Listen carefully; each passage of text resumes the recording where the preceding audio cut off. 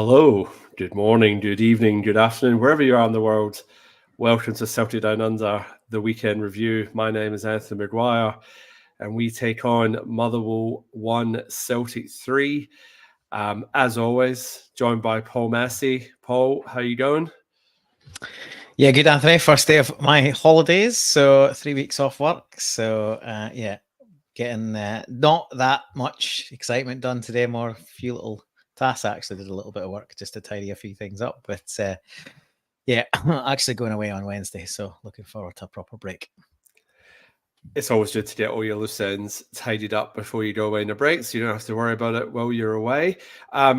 We should be joined by Richard Tobin tonight. He was going to make his official debut on the weekend review, but he is having a few IT issues. The gremlins aren't just at Celtic Park, they're also in his laptop. So, Richard, if you do manage to get on, we'll get you on tonight. Otherwise, maybe next week. Paul, well, here we are again. A game of two halves. That cliche that we have used week after week after week. And here we are again. Not exactly a vintage Celtic performance. I suppose almost expected that there was going to be a last-minute winner, given the recent history of this tie between the two teams. Interestingly, Celtic and Motherwell having the highest number of late last-minute goals in the league. Celtic, I think, were on 8 before yesterday's match, and Motherwell on 7. So we've now taken that to 10. The next best was Rangers on 4. So the old mantra of "we never stop." Maybe it still applies under the reign of Brendan Rodgers. Before we get into that, team lines, 4 changes for the starting lineup against Kilmarnock. AJ, the Master Avenger, back in at right back after his facial fracture from a few weeks earlier. Tomoki Iwata making a rare start, it has to be said, in the centre of midfield. Mike Narowski partnering Liam Stales at centre-half at the expense of Stephen Welsh. And Nicholas Kuhn coming onto the right wing with Maeda on the left and Wee Kyogo up front. That left us with Matt O'Reilly and Hal McGregor in the midfield. McGregor played a bit more of a forward role. And Greg Taylor and obviously Joe Hart in goals. First off, before we get into the nitty-gritty of the game, team lines, any surprises there? 4 changes. Obviously, CCV coming back to the bench as well. No sign of Bernabe. He seems to be banished. What were your thoughts before we get into the game? What were you feeling? Because the Huns had just put on a 5-goal win against Hearts, 3rd in the league. Say what you want about Hearts and their performances against Rangers. Still a strong result from Rangers. So what were you expecting from Celtic on Sunday in response to being 5 points behind at that point in time? I was expecting the reaction. Obviously, we threw away a 3 points into 1 the week before. And then obviously that's compounded by those others across the city. Getting a comfortable win. I didn't expect Hearts to take anything from the game. I probably didn't expect them to get quite so badly horsed, but I think where we're at is we've got to focus on us. We can't worry about what they're doing. We've still got to play them twice. If we win our games, basically, if we win every game, we win the league. That you make it sound simple, but that's what's required. So it's still in our hands at the moment. Exactly, and I don't think that and that's presumably what Rodgers is saying. He came out with some slightly strange comments after the game, which we'll touch on those later. Yeah. But ultimately, that it was got to be the message. That's the message to the players and the fans and everybody together is that if we win we need to get our house in order and we need to sort that out. So anyway, lines came out. I was pleasantly surprised. I felt like there had to be some change after pretty dreadful performance at home, and obviously sort of succumbing to more of the same of throwing away a victory. So yeah, I was pretty pleased to with what was put out. I felt like the 4-4-1-1 experiment hasn't really worked as you might have hoped. Yes, Kyogo's got a couple of goals, but the midfield's looked a bit sort of light, a bit threadbare. a bit easily played through, and it hasn't really allowed us to maximize Ida either. So I feel like it has to really, whilst we've done, you got one decent result and one poor result. I think it was right to sort of go back to the preferred formation, especially with more of our sort of regulars coming back. Nice to see Iwata in, albeit a little bit of a surprise. He sort of come in from the cold. He had the bench in no time, and then he's straight in for a start. I think that obviously points to Rodgers looking for something different in there. Great to see Narovski in. I didn't think he had a brilliant first half, but I've been a big advocate of his ability to go forward, so I was pleased to see him in. Obviously, Johnson coming back, if he can get back to some kind of form, obviously he's the first pick there. And Kuhn's a bit of a strange one because really, I guess none of the wingers have really put their hand up for any concerted period, so it just seems like a bit of a revolving door on both wings, and sort of give somebody else a try. But we obviously spent a decent amount of money from him. He's got a good good pedigree, and you'd hope that at some point he would start contributing, and I'm sure we'll get into him in more detail. But he really failed to deliver, and by and reverting back to Kyogo as the main player in the front line, you would expect and think we would try and play to his strengths, and we just didn't. We didn't. Like, Carl found him once with a really good slid in ball, and it was our only chance at the half contact. Well, the only other one is AJ flashes a ball right across the 6-yard box at one point, and there was no takers. Kyogo was standing in a penalty box, but a penalty spot, because presumably we do that so irregularly that there's no expectation that the ball's going to come into the box. So there is no takers, and that's where you would, he scored probably 70% of his goals, 60-70% of his goals from inside the 6-yard box, on coming in and ghosting in between defenders and tucking away square balls. So yeah, I was really quite positive about, one, the lineup, and two, getting a reaction, and we got neither. I'm gonna hold you there, Paul, because Richard has just joined the chat, so I'm going to bring him in. Bear with me a second while I just get the overlay working. Richard, can you hear us? I can hear you loud and clear. Can you hear me? I can hear you loud and clear. That's good. A good sign. Thank you very much. Thanks very much for inviting me along for a wee play there. How was your before we get to the game? We've just touched on the first half basically in the team lines. So yeah, how was your weekend? Was it all did it obviously ended on a bit of a high? But how was it? Absolutely splendid. I managed to see some of the Scotland rugby before watching the Motherwell game with trepidation. I was actually I'd caught at the end of what you just said, Paul. I expected them to come out all guns firing, all guns blazing, and really taking a very energetic approach against Motherwell. It just didn't happen, But no, it was great. I was glad I stayed up last night, and nice kind of wee final postscript to the weekend by seeing 2 late goals. Nothing quite like it. So obviously always cause a wee bit of disruption in the household late on a Sunday evening when you're kind of letting everyone know how well it's all going back in Scotland. Well, my wife was on a very early flight to Brisbane this morning, so I had to do the old fist pump, shouting out the pillow type situation last night. But anyway, job done. We're just bringing a few of the comments. We've got Tyza, Yo Legends, hail. How are you, Tyza? Thanks for joining us. We've got Pam saying hello, hail everyone. Hail Pam. Thank you for joining us yet again. Maisha's got a nice long comment there that I'll bring in once I have a chance to read it. So we're just talking about the team lines there, Richard, and we're saying that there's some pleasant surprises. Obviously, we're saying that the change to 4-4-1-1 maybe hasn't quite bore the fruit that we thought it was. And we're just saying that, we weren't really playing to Kyogo's strengths in that first half, and he was the guy to sort of make way for Adam Ida at halftime. I just want to, I sort of referred to this week's podcast as we were going to the well again. And it's actually from a 14th century saying that basically means that one shouldn't repeat a risky action too often or push their luck too far. Is Celtic pushing their luck too far, Richard, by having these Jekyll and Hyde performances? the tone of the season has been one good half of football, or one okay half of football, and then one turgid, horrible to watch, poor, choose whatever descriptor you like. It just so happens this week that we had a bad first half and we're able to redeem it in the second half, whereas the script in the last few weeks has generally been get a goal in the first half, amble along, and then throw it away in the second half. So what's your overall take on the game? And then, how's that fitting in with the season narrative?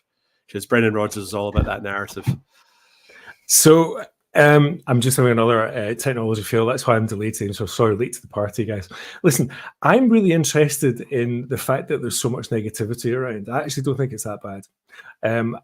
I think that we had a decent second half this weekend, some inspired changes. Ida looks like he's a good acquisition, albeit that he's on loan. I don't think we've seen enough of Kuhn to make any sort of judgment on him, but he's definitely given himself some new attacking options, which I think is interesting. It looks like O is completely out of the picture now.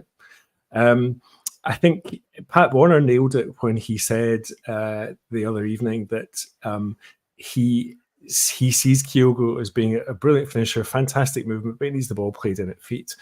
And we just haven't had that when we've had the injury problems. So I think we're playing much better in phases. I think there's still a lot of juries out on Brendan Rodgers. You can hear, the twitching is almost palpable. And I think that it's been interesting with the January window. I don't know if you gents have had a chance to catch up on what the official statement was with the financial results towards the middle of the week, that actually they tried. They were trying quite hard to recruit in the window, and it just didn't happen for whatever reason. So it's not all doom and gloom. Rangers have got better. It's harder. Paul, what's your thinking? Are we dicing with the league here with these sorts of performances? Like, has this been the story of the season? Like, are we? How do we turn that last 10-minute flurry where we look like a threat into 70, 80, 90 minutes? Let's not be too fussy. We'd probably settle for 60 or 70 at the moment, but where's our main issue? Obviously things haven't been going great. Richard just said we're not playing the ball into Kilgore's feet. There's been injuries, players have left. All right. But we were talking about this morning. Where do you see our main issue? And obviously, this manifests itself in the game today as well, or yesterday as well. The biggest issue is we're not taking chances, but we're not creating enough chances either. And for me, the major failing is in the wide areas. So we've lost two of our three main wingers for different reasons. Joe obviously left the club, credible offer, obviously one that he couldn't, or the club couldn't refuse, but we didn't replace him. Instead of replacing with something close to like for like, we bought a ton of other wingers, you can play for at a time, and that'll make up for it. We bought quantity over quality in the wide positions, which kind of gets the crux of the recruitment problem all over. We just haven't recruited well, and we haven't replaced quality with similar levels of quality. We're weaker in the wings, and with injuries we've been unstable at the back because we've. Right, do you want me to give you some stats? Give you some stats to back that up. So go for it. 2021-22 season, our three top contributors, this is goals and assists combined for our wingers. Jota, 28. This is for the whole season. Abada, 28. Maeda, 16. Last season, Jota, 29. Abada, 27. Maeda, 20. This season so far, we are how far through the season? We're what, 2/3, would you say? Is that Near enough, fair? yeah. Yep. Coming up for it. Palmer, 19. Okay. Maeda, 7. Johnston, our right back, 4. Now, those numbers have gone off a cliff. And I know, right, it's not Ange Ball, it's Brendan Ball, but I mean, they are such stark contrasts. Like, and two of the key contributors haven't been. Even if you were to double those numbers right now, they still wouldn't be anywhere close to what we were last season. And we're 2/3 of the way through the season. Terrible. Well, yeah, we're two key, like as I say, we're two key players now. We sold Jota, and for multitudes of reasons, between injury and other factors, Abada's been lost to us as well. So there's two key players, but ultimately, when and I hate to hark back to Ange, but it's the only way you can compare one season with the next. And you're right, we have dropped off a cliff. We've got this. We've gone backwards pretty significantly. If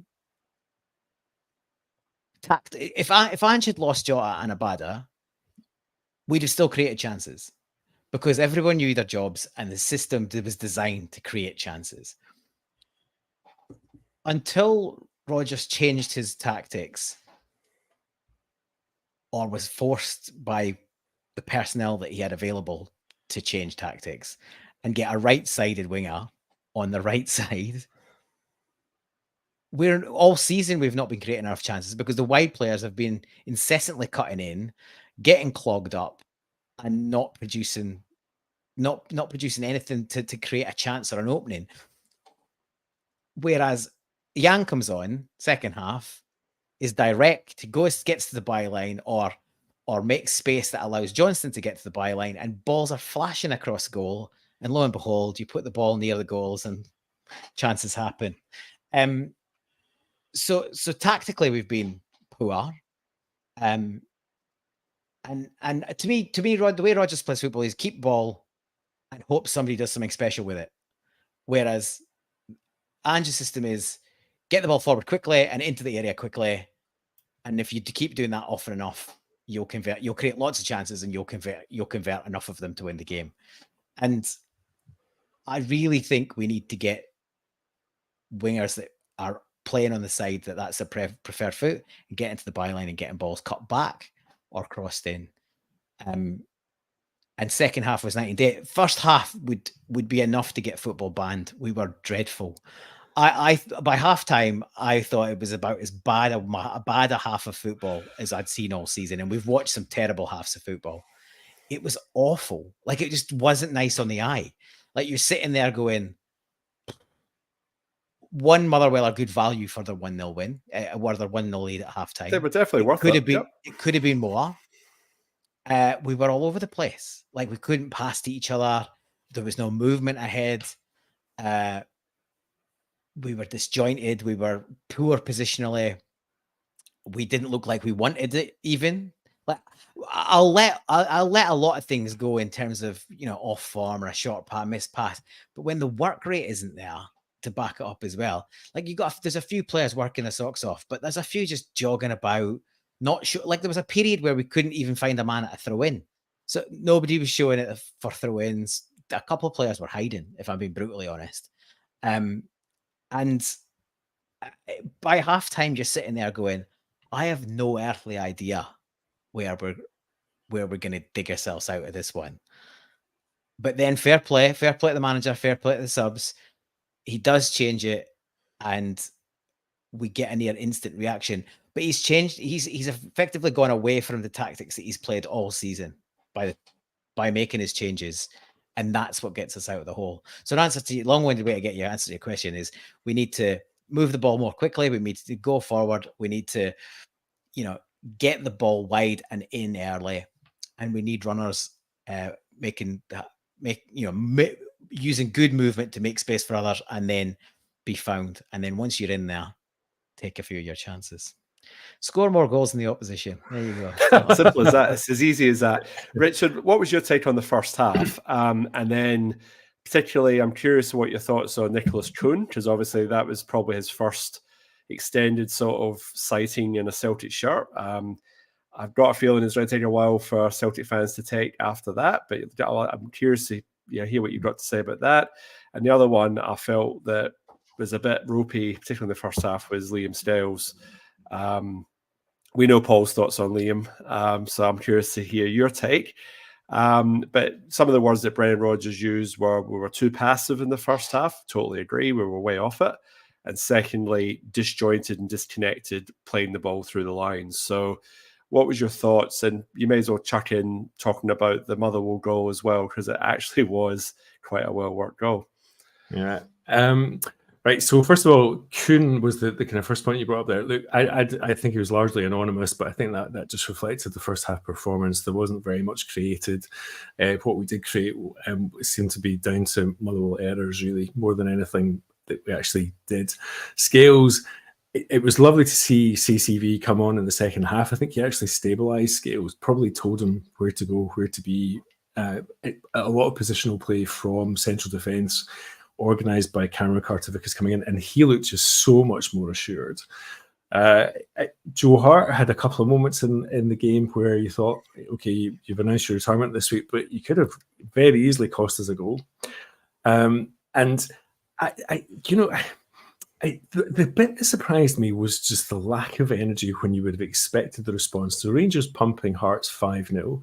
The 1-1 draw in difficult circumstances against Kilmarnock. I just couldn't understand why there was no energy. Coming back to the point about the kind of insipid sort of slow play, I think a lot of the guys are quite nervous now. It's probably one of the first times that they've had the support kind of turn on them a wee bit and say to them, hang on a minute, guys, this isn't that great and this isn't what we're here. This is what we're here to watch. And I still think that the interesting points that you made about Paul, about the kind of recruitment on wings and so on and so forth. Jota, for me, I always kind of, strangely, for everything he contributed in terms of goals, I always thought he was one of these players that flatters to deceive. And clearly, now that he's gone, I miss him. And I see very much more so that kind of, actually, he did create things that other players just simply didn't. I'm interested what's going to happen with the Korean contingent. Yang's probably the only one that we've seen in any kind of meaningful way. He made a much better contribution than Kuhn. I thought that Navrocki was pretty rocky in addition to Scales, and so I sorry, that's really cheap, but I do think that if and there is more of a belief. Listen, we've still won a lot of games, right? It's harder to watch, that's for sure.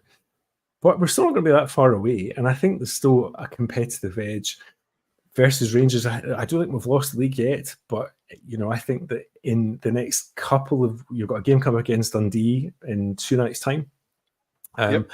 I think that gives us a chance to really sort of, I know this might be yet another false one, but it gives a chance to consolidate from that last 10 minutes against Motherwell, which actually probably some of the most entertaining football we've seen from them this season on the back of the first half, which I agree with, again, Paul, absolutely dire, really, really hard to watch.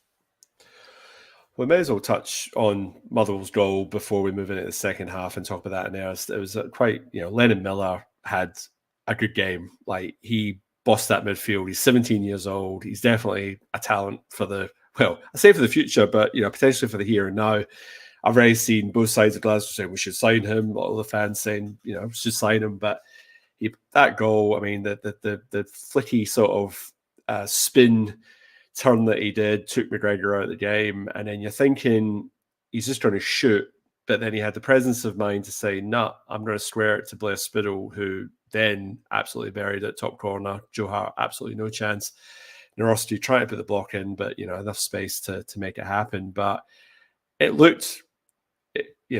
again, it was a nice goal, but you've got to sort of say to the Celtic players, like, where's the pressure? Where's the, we weren't tight enough, we weren't close enough. And, we go in a goal down. And to be fair, in that first half, Motherwell had all the chances. Paul, you talked about the chance that Kyogo had where Cal McGregor slips the ball through, and that was Kyogo of old, but he never does makes a poor contact with it, and Motherwell keepers, well out to get a toe on it and clear the danger. But every time they made 2 or 3 passes, their centre forward was in behind us every time. And yeah, he was a ball hair being offside for the one that he did score, where he turned Scales inside out. But there's a couple of other opportunities where on another day, a better team would probably put you to the sword. So, is that a recurrent theme that you're seeing there, like how we end up being 1-on-1 at the back? And yeah, what was your thoughts on the goal? Their goal. Their goal was well crafted, but you're right, we were too passive. So, I'm firmly in the camp of we should be signing Lennon Miller sooner rather than later. And if that means loaning him back to Motherwell for a year, then so be it. He's like, we've seen Kwon go out to St Mirren and he's tearing it up there. Who knows if that'll be good enough for him to come back to us? But there's no point our players playing in, basically non-league football if they're in the B side. So a big fan of Lennon Miller. He made our captain in a seasoned Scotland professional look daft on that goal. He basically left him looking silly. And then you're right, great pass through, and it's a really, really good finish. But there's no pressure. McGregor's too passive. Before it gets to Miller, it's too passive in the corner. Greg Taylor doesn't pressure his man enough, and he just he nearly gives a foul away. Actually, he's more of a push than anything else. But there's a few players there. Mayer is buzzing around, but doesn't really manage to block anything. And generally, once it gets to Miller, we're done. Spittle, who's supposed to be picking up Spittle? He's just standing in the D, completely unmarked. Scales doesn't move, and Nawrocki basically rushes out to try and deal with the danger a bit late. And he's composed enough, and he knocks a great shot, curls into the far corner. They started really well. They had a good half, but they sort of blew themselves out by 60 minutes. And then that's when the cavalry arrived, and we sort of upped the tempo. And I think tactically, Kettlewell got it spot on first half, but completely wrong second half. It's natural to try and hang on to something, but just once they lose the equaliser, they retreat even further. And by then, really, it wouldn't have been a surprise if we hadn't got the winner. We basically pressed from when we scored to the 96th or 97th minute. We pretty much spent the rest of the game in their half. And we've passed up a ton of good chances. Like we've talked here week after week, Anthony, about we've created enough chances to win games, but we haven't really created that many. We've created 3 or 4, which should be enough to win any game, and we still passed it up. We were creating tons of chances second half, like flashing the ball across the box. Mayer's got 1, 2. It was harder to miss. It was harder to miss that header. He could put anything on it. He could have got a shin on it. He could have got a belly on it. He could have got a dick on it. He could have done just anything. And then the cut back. He cut back that he skies over the ball. Like he should, he needs to just a bit more composure, and he slots that one. That's just not in his nature. There's just lots and lots of chances, and Kettlewell's basically. You assume it's his tactics, but certainly, there's a natural thing to sort of try and hang on, but they just got deeper and deeper, invited pressure, and even us out of sorts, you fancy us to score 1, and in the end we scored 2. The obviously Joe Hart was called into action early in the second half, and Lennon Miller with a header, which that goes in, that throws a bit of a spanner in the works, but Joe Hart able to the cause and obviously makes that save. So that was really their last sort of dangerous play that I can remember in the second half. Just the one where he makes a kind of bit of a mess of it and he sort of hits it off the defender, off the attacker, but by that point he's away from the goal. So really, if it would take a pretty unfortunate ricochet to go in. So maybe give him the benefit of the doubt that he's playing for the goal kick. So, Richard, the introduction of Adam Ida at halftime, big call by Brendan Rodgers to to take off Kyogo. We thought maybe it was an injury due to his shoulder because he did cop one 5 minutes before halftime. But in the post-match, Rodgers saying that no, we weren't playing to Kyogo's strengths and we needed a bit more physicality and go a bit more direct. We certainly got that. We got back into the game on the 51st minute. Talk us through your thoughts on that goal. Who did it remind you of? Because it reminded me of a few ex-Celts, one of which was on co-coms. What was your overall thoughts with Adam Ida? And talk about the first goal, the equaliser. Chris Sutton, born of the Norwich City as well. Good to see Greg Taylor's cross, actually. I thought that Greg Taylor had a decent effort. He was probably the first guy who had a decent effort on goal in the first half for Celtic, but I think Greg Taylor's cross was Greg Taylor of old, and he hasn't had the same space this season since we've changed from the kind of the high pressing fullbacks, supporting wingers, inverted fullbacks, whatever you want to call it. I think that was brilliant to watch. it was really nice to see the change. I think my reading of O as a player had been, and I know he's a completely different kind of player, but my reading of O as the kind of the guy to come on to replace Kyogo and give us something different, but more physical up front.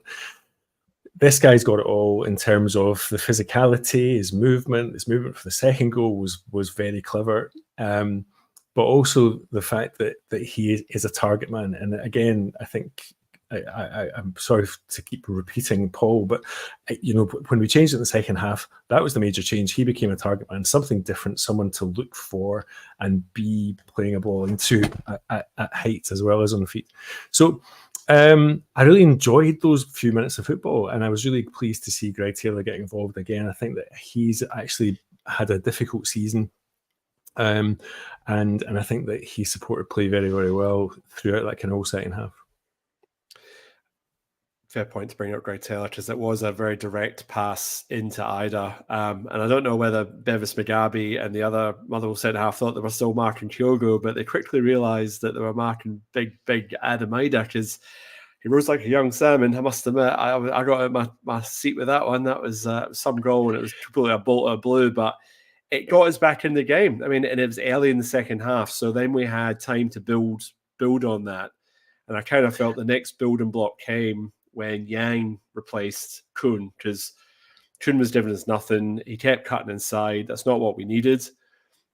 And all of a sudden, AJ grew a leg as well, because then you had the overlap happening, which hasn't happened hardly all season. AJ ditches the Phantom of the Opera mask, because I honestly think that first 20 minutes he couldn't see. His peripheral vision was stuffed.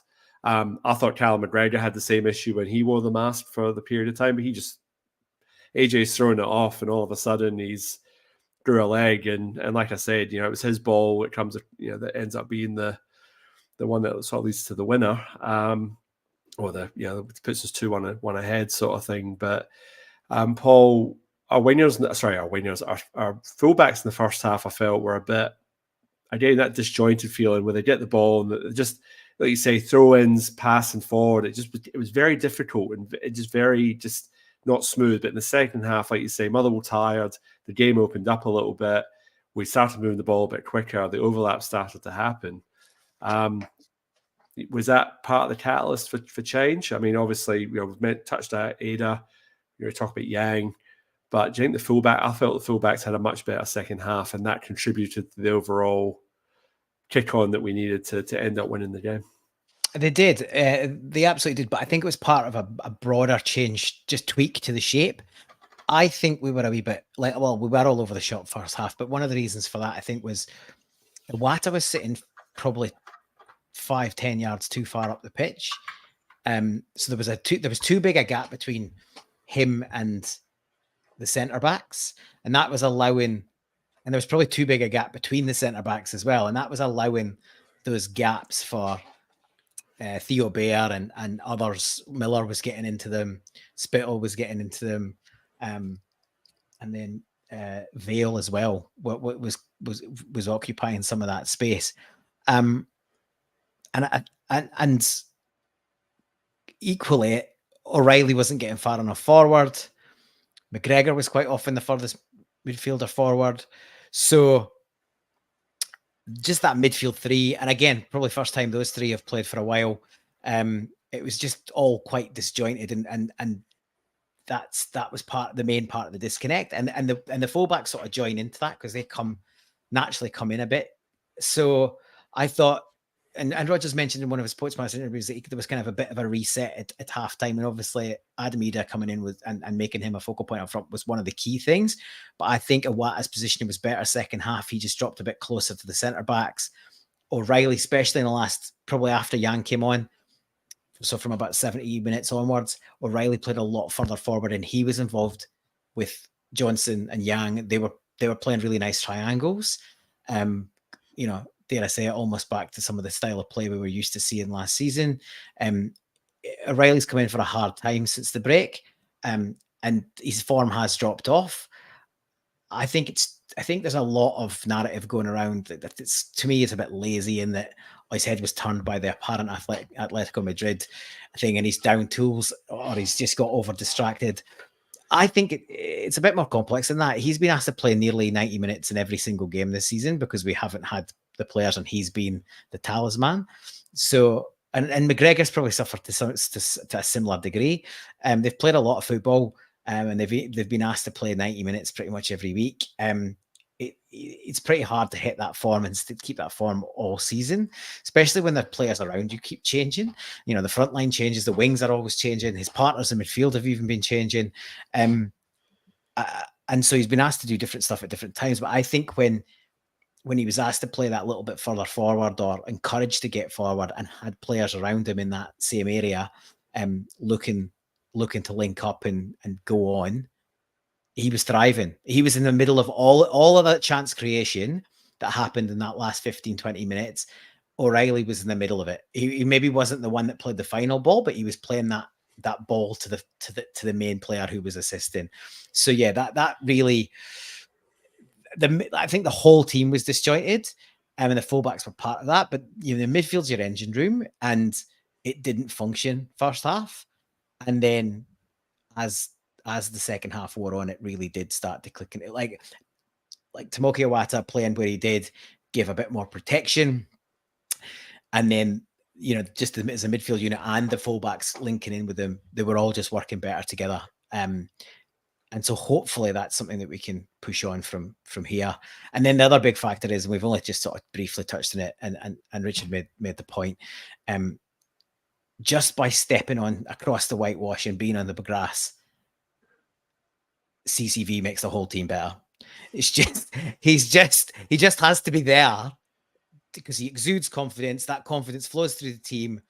Yes, I've been critical of Scales. It's not a secret. I'm not going to bang on about that. He didn't have a great game again, but undoubtedly he will play better if he's playing next to CCV. Now, I would like to see Mike Nawrocki ultimately partner with CCV, whether that's this week or next or further down the line. I think that will ultimately be the best pairing we've got. Is it good enough? Probably not. I'm still yet to be convinced by Nawrocki, and I think he's lacking in a bit of pace. But whoever plays next to CCV is naturally better because, yeah, he manages the team, he directs, he controls, and he's hard to beat. If you're, you know, he's strong and he he gives the players around him confidence, and he's willing to step out and pass it as well. So he handles those 1-on-1s really well. There was one where he just stuck his big arse in the way, and the centre forward had no chance. He was never getting the ball, and it's like we have missed his big arse quite a lot this season. I'll just bring in some of the comments. There's a few comments around Matt O'Reilly. So Kaiser saying he's a young man and they often struggle for consistency. O'Reilly's been so mature for it. Let's not forget his age. And he's been pulled far right with the lack of wing play. Yep, fair point. And we've also got Maesh coming in saying O'Reilly's form is dependent on what role and where in the field rotation George is getting him to do. That's Monty having a wee yell in the background. If you're not sure what that is, that's my wee cat. At the moment he gets touches in and around the box, Celtic score goals. So some would be said for maybe just getting him in the right position so that he's picking the ball up in the right areas to actually, cause opposition teams some damage. There was some audible... Sorry, I was going to pick on that and just say, just kind of pick up on something that Paul said as well. There was a moment, I think it was not long after Palmer came on, and it was a passage of play that I watched quite carefully because I have to confess I kind of zoned in and out of the first half, and particularly when I saw Motherwell scoring their early offside goal, which I don't think we mentioned, but that was a pretty tight call. There was a moment where O'Reilly was interplaying with Iwata, Palmer on the left side, and was basically floating across the middle of the park a la Ange ball. I mean, his movement was fabulous and some really almost like caressing a football. He is the best natural footballer on the team at the moment, and interesting to see someone else saying that when he is playing well and passing as well as he can, we score goals. Loved watching that passage of play. It became much more interesting to watch, and it was a wee bit, as you say, akin to last season. Well, I mean, the chances that Yang created on the right-hand side, because that's where we're getting our joy, was down that right-hand wing in the second half. But Yang was just doing a simple thing. He actually simplified his game, because in previous games, he dribble, no end product. But this time around, he was much quicker getting his head up. He was either playing the early ball, playing the early cross, or he was playing the overlap for AJ. And those balls were getting whipped in. Maeda's, we touched on it, Maeda had the header, the one that he missed. The other cutback that he stayed over the bar. But there was other chances, and obviously that's what leads to our third goal is a similar ball, cross, and Palmer's like, yeah, I'll lap that up. It doesn't get much easier than that, and he seals the deal and has a wee message on his shirt for his Honduran compatriot who's currently in an induced coma. It was a head injury in French football, so that's what all that was about on his shirt. And 3-1 puts a wee gloss on it, because usually we are all nervy and all over the place, but Adam Ida picks the ball up and takes it into the corner and shows a bit of game composure and a bit of match awareness, and sort of saying, well, hang on guys, let's just we're 2-1 up. We don't really need to score a third one. We end up scoring a third one, but just took the sting out of the game a bit. And I was like, oh wow, somebody's actually got a wee bit of football now. Because the last couple of weeks it's just been headless chickens running around trying to manage see a game out. So that was harnessing his inner Cameron Carter Vickers. Well, yeah, he got his arse out as well. But Adam Ida was the Sky Football's man of the match. His post-match interview was quite interesting. He says, look, we knew at halftime what we had to do to turn the game around. Easy for him to say because he wasn't on the park. So, he obviously comes off the bench. But, his link-up play, I dare say he's more of probably a Rodgers centre forward, because that sort of give and go and that sort of interplay reminds me a little bit more of a Dembele than, what Kyogo's sort of, what his main strength is. So it's interesting. And it's early days, and obviously we don't have an option to buy Ida at the end of the season or anything like that. And I'm not saying we should buy him, but he has given us a lifeline. If we're talking who wants to be a millionaire, 50-50, he's come in, he's phoned a friend, we brought him off the bench, and he's had 2 big contributions. He scored 2 penalties to win us a game. Oh, Richard's just dropped out. Sorry, excuse me for a second.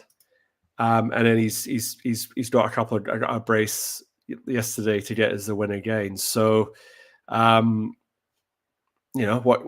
can you say? I mean, for a loan signing that was derided by the fan base, Paul, you have to say that so far his impact on the team, 3 starts, 4 appearances, 4 goals, 1 assist, something like that. I mean, it's not bad.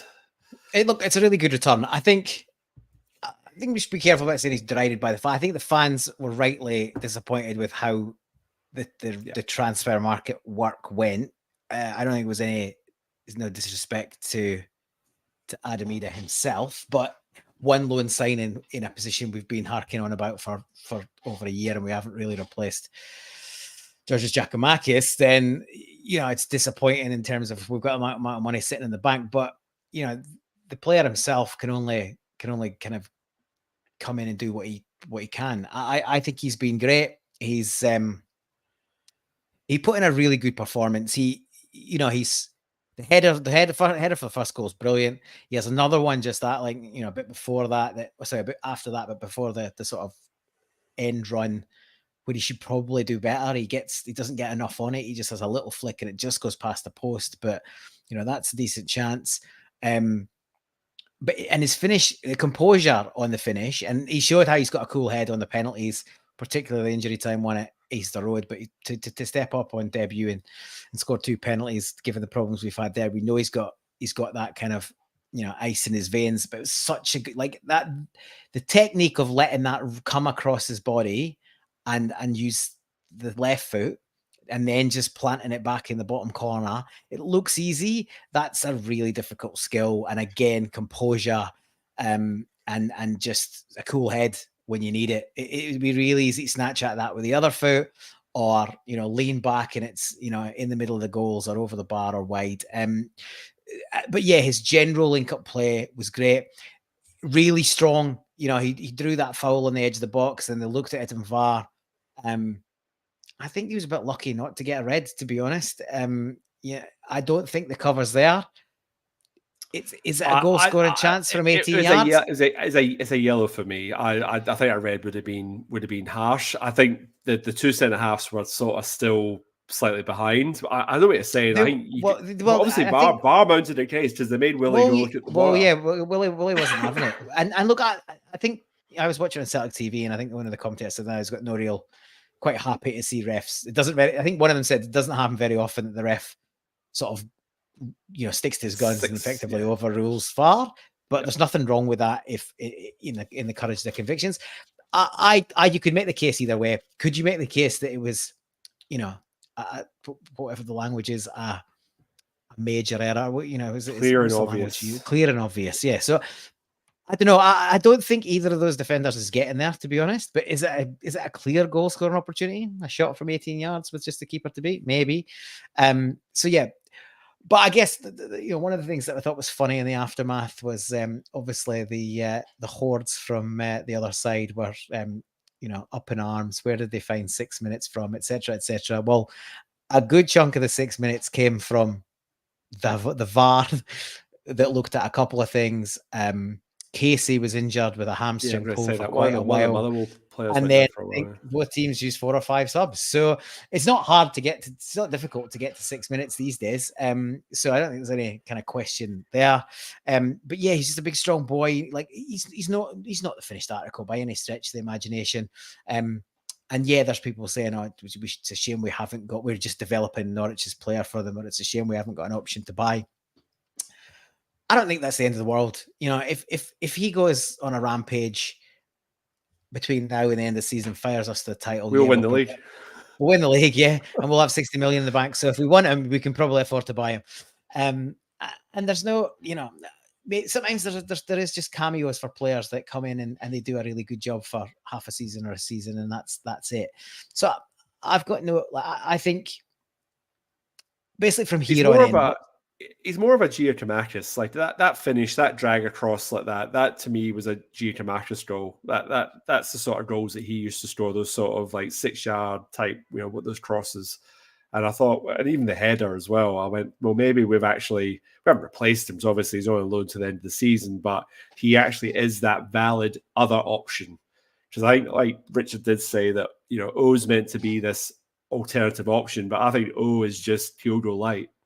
I mean, like he sort of makes the same sort of runs. Yeah, no, he's a similar. Like it's a bit of a lazy description to say because he's a much bigger unit than Kyogo. But I think I think you're right. He plays in a similar style. He tries to play off the shoulder. He's bustling. He's energetic, strong running. But yeah, he offers us something completely different to what's been available and what has been available since Giacomakis left. So I'm pretty happy with his contribution.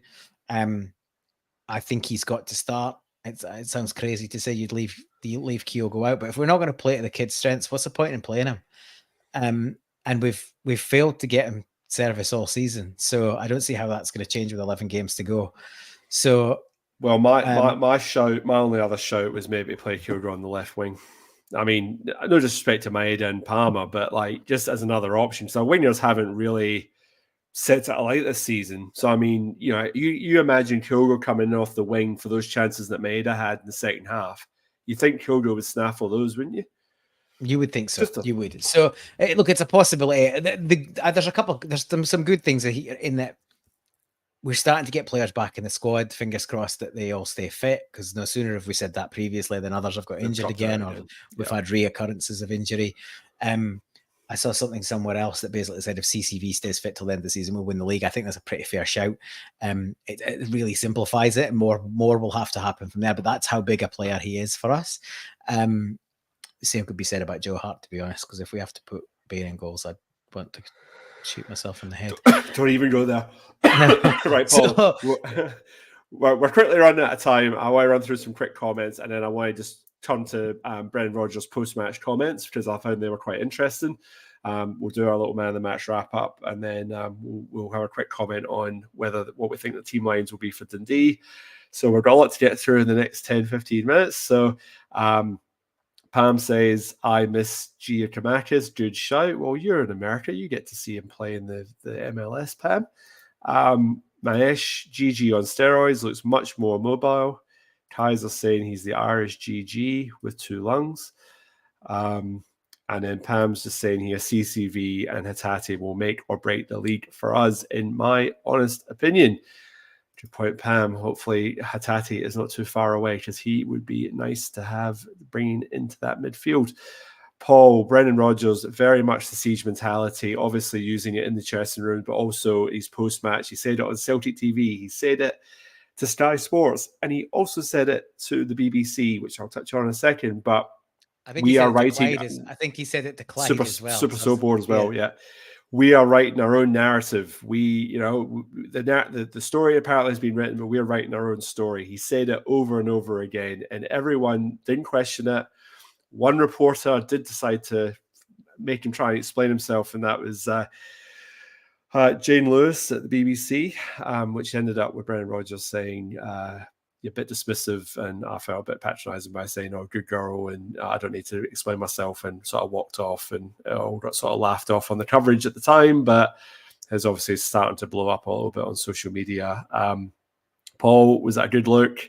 What was your thought? First off, what's your thoughts on his comments? Because obviously this is the narrative that he wants to spin, and I don't disagree with what his tactic is here. Because Rodgers is wise enough to know how this works. It worked for Fergie, it worked for Rodgers. But yeah, what was his what the whole thing with Jane? So I think he absolutely is trying to create a siege or bunker mentality. He's denied that. It's the start of this.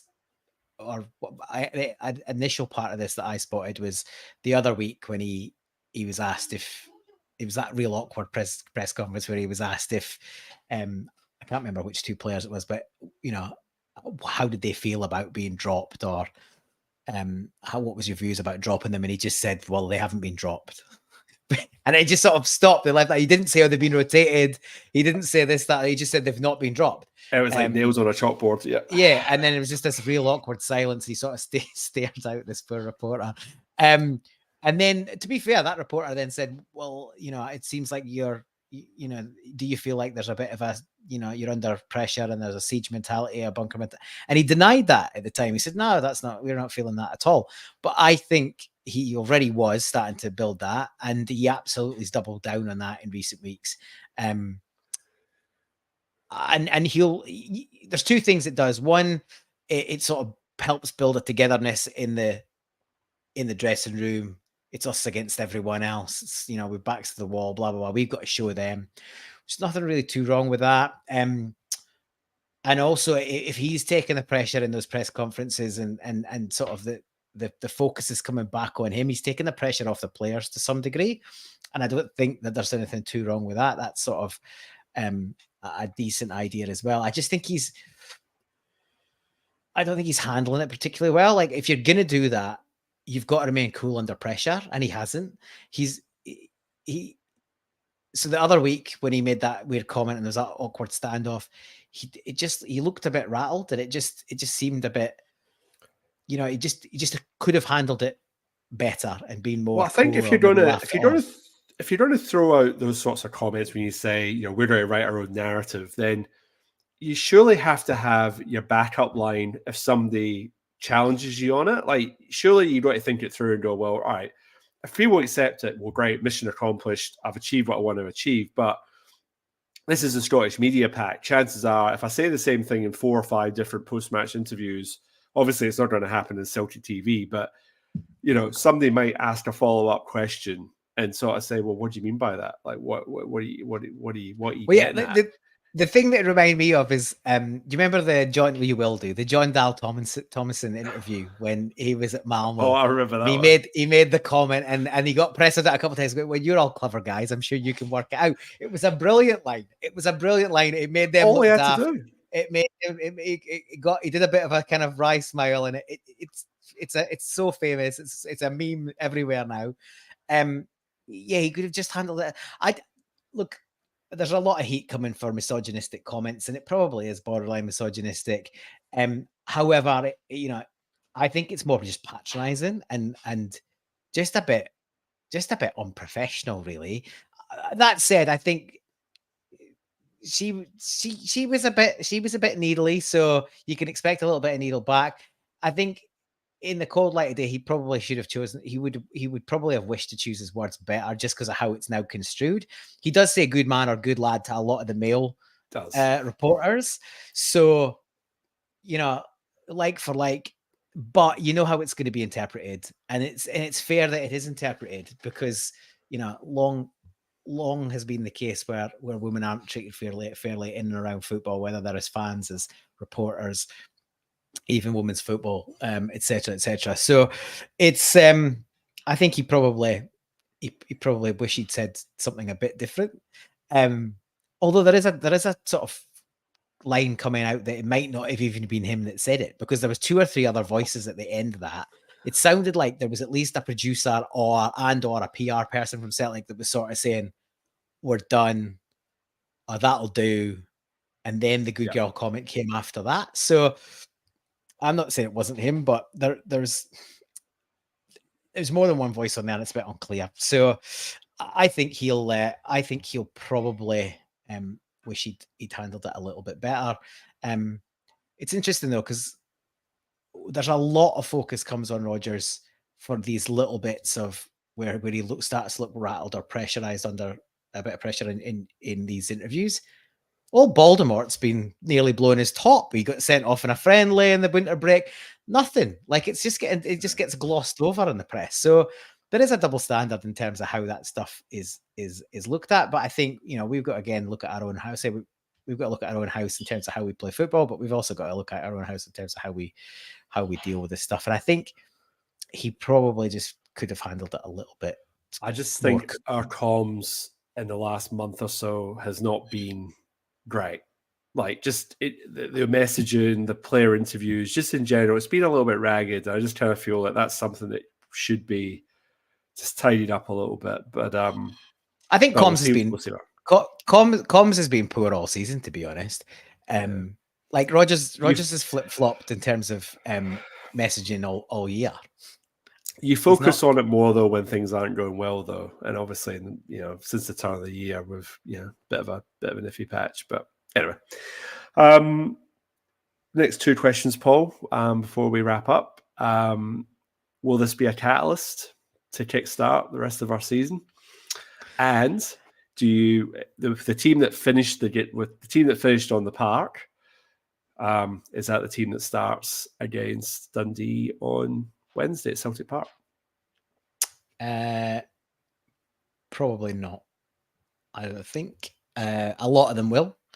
I think you could probably toss a coin between Palma and Maeda for the starting spot on the left.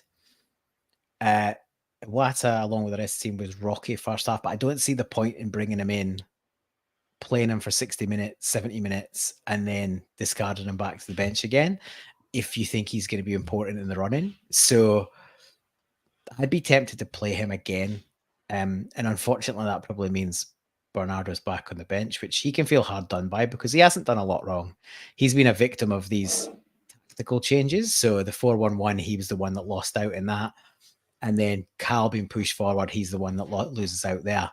So, but I think the main thing is there's now options. Now we're sitting here going, oh, who can we play? Like, at least we've got a bloody choice. Like, usually, like previously, it was like, oh my God, we've got to play them and we've got to play them, this person. And so to me, any 3 from 4 in the midfield, I'm fine with. Toss a coin on the left wing. I think Yang has got to start. Ida's got to start. CCV, if he's come through and Scales, got to start. I'd love to see him paired with Naroshki on the left, but I don't think he will. I think he'll go with Scales. And as I said earlier, I think Scales will play better just for having CCV next to him. So, and the fullbacks will stay as is. So I think there might be 1 or 2 changes from the team that finished, but the good thing is we've got options. Is it a catalyst? I bloody hope so. We've had a few false dawns already this season. It's a cliche that late winners sort of can be season defining, and we've had a few, but let's hope so. It feels more potentially, of a catalyst in the Hibs game where we just kind of we just sneaked it. We just got out of jail. We did get out of jail here as well, but there was pressure mounting. And it would have been, it'd been another sub story because we would have passed up a lot of chances if we hadn't managed to win that match. So it needs a statement on Wednesday. We need to go out and blow Dundee away. If we can go and blow Dundee away 3-4, 5-0, clean sheet would be amazing. Look, take the points, 3 points, 1-0, I'll take that. But if we can go and add some goals, because we've got a massive game next weekend against Hearts, but there's no point looking too far ahead. But I reckon if we put a good performance together against Dundee and a good result, go to Tynecastle with a wee bit of confidence on the back of 2 good results and hopefully a decent performance. And then maybe it's just game by game. We've got to keep winning. I agree. I think Wata should get another start because I think you've got to look at him as a potential until Hatate gets back. He's potentially allows McGregor to play further forward. So I'm for that. I actually think there's a possibility that could be a game that O'Reilly gets rested for Bernardo at Celtic Park. Possibility. Just change it up a little bit because Roger usually likes to make a couple of changes. And then you're right, either Maeda or Palmer on that left wing. You could probably toss a coin on that one. And I'd give Yang a start and see what he can do against Dundee at home and see if he can carry on that form, because there definitely was a really good interplay between him and AJ that I haven't seen all season. So I want to see more of that. And that means Childress on the bench, but he's a handy guy to bring on when the game stretches a little bit. So definitely would be good to see. And is it about Catalyst? Well, like you say, I hope so. But we'll see. I'm sure the next couple of games will be telling. And I think we've got 4 games until the next Glasgow derby. So if we can keep winning and pile the pressure on, then it puts a massive powder keg under the trip to Mordor. And we'll see what they've got a tough then. game tomorrow as well, on Wednesday as well, remember. So Yep. In the between the games at the weekend and when we next play, Wednesday night's their hardest match, I would say. So be interested. I don't expect Derek McInnes to give them much of a game, but you never know. Well, Stephen Naismith wasn't exactly going to try too hard, was he? But let's not go there. I'm not going to target Chris Boyd.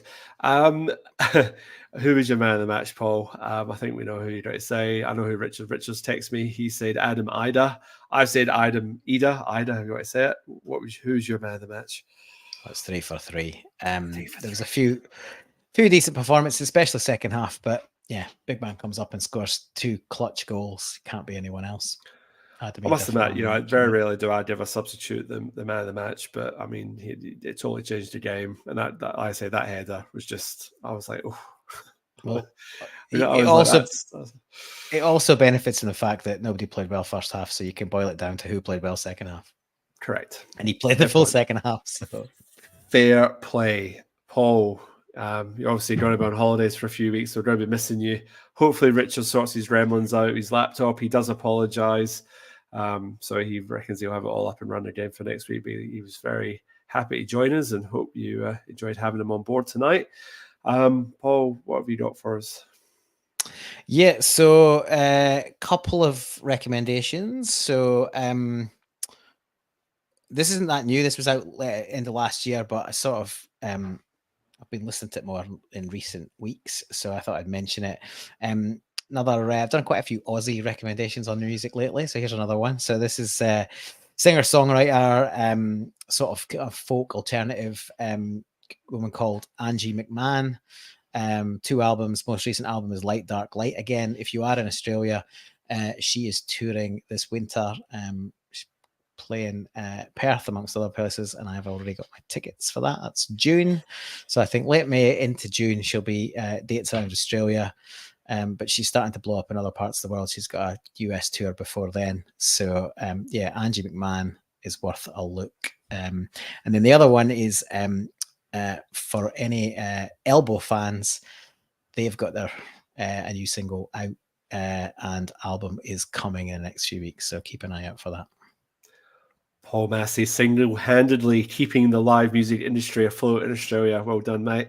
I've got a couple of TV movie recommendations. I binged with my wife the 6th season of Drive to Survive. So that's the Netflix documentary series that follows Formula One. So we smashed that in 2 days. Yeah, it was very enjoyable. They've got more of a sort of focus in an episode towards a single topic or team. So I felt that was a good change. Certain things got completely glossed over. So like Max Verstappen winning pretty much every race doesn't rate a mention until like the last 2 seconds of the last episode.